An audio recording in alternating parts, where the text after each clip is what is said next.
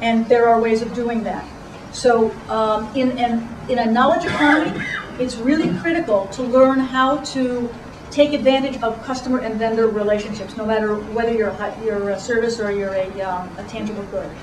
They're not mutually exclusive. And I can probably go into a little bit more detail with you offline if you like.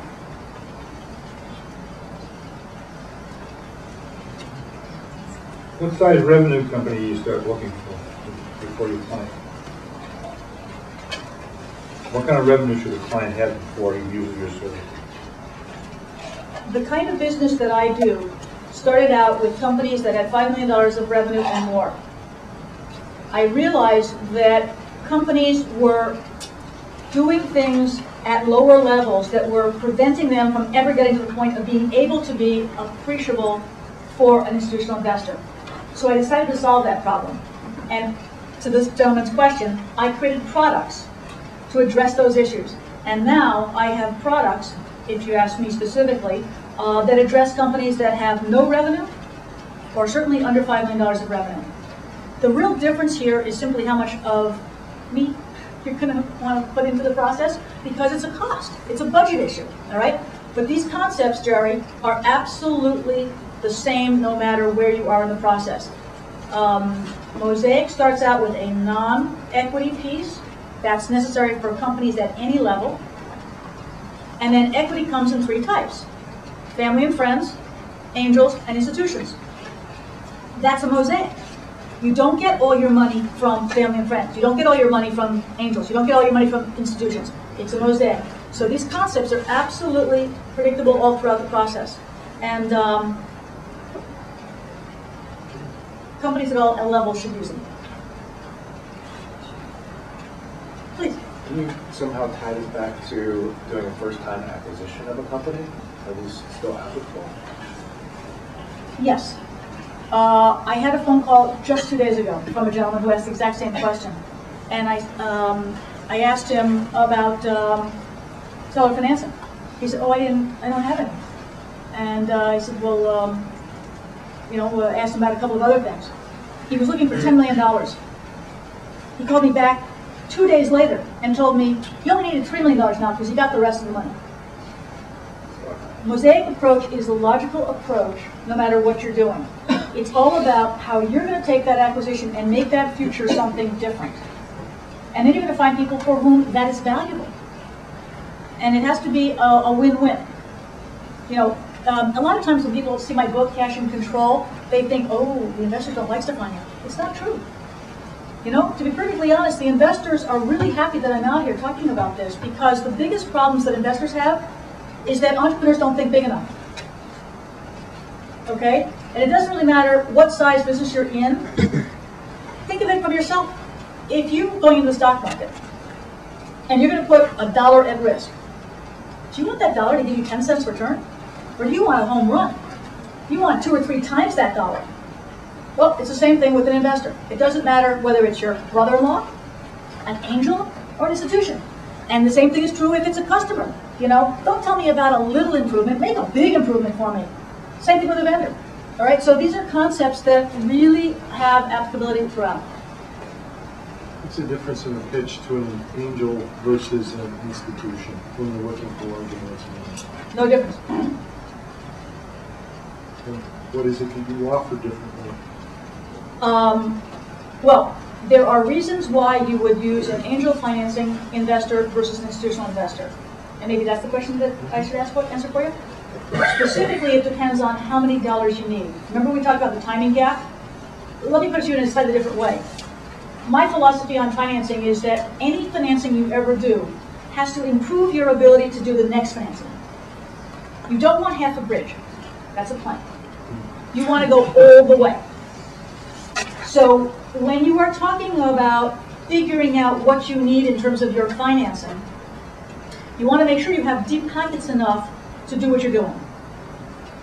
I would tell you that, here's my rule of thumb. You use family and friends when you don't have anything to show. You're selling integrity. That's it. You have nothing else to show, and family and friends can buy your friendship and relationship.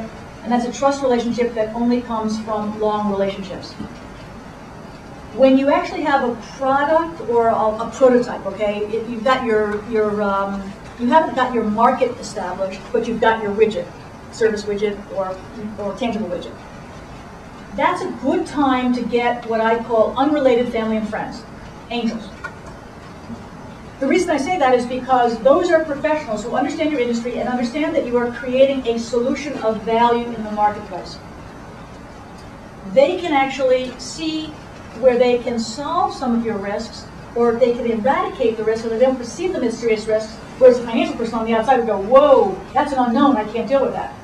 So there's a real advantage to an angel at that level, and frankly, until you've actually tested your widget in the marketplace, you can't put too much money on it. You have to do it with market discipline, which is why the mosaic is so critical. You really want all the at-stake players letting you know whether this widget's really working, or whether you have to keep tweaking it. All right, so you don't need very deep pockets, but you need smart pockets. All right, so that's the reason why you use the angels. Once you've got your widget and you're really clear that now this is a rollout, you got to speed it to the market, because now you are exposing what you own to potential competitors.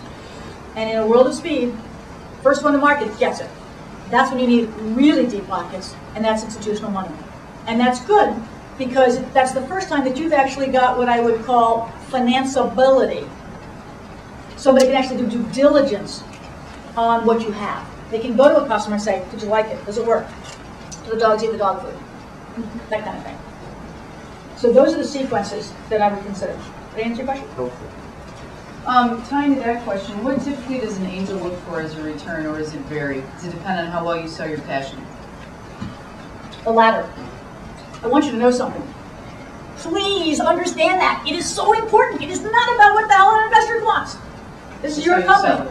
It's your company, and you know what? It's an invitation to have them come in. And you want to know something? All right. This is really, really important. Are you ready for this?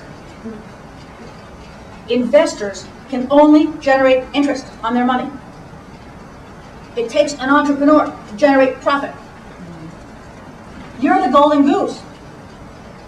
Now, granted, the investor don't exactly want you to hear this, and it's not really important for them to hear it. But I have to tell you that the one thing that all successful entrepreneurs understand is that that's the relationship that the investor seeks in them. Who was it that was asking me, how do you approach an angel? What do you get from them, or how do you get them?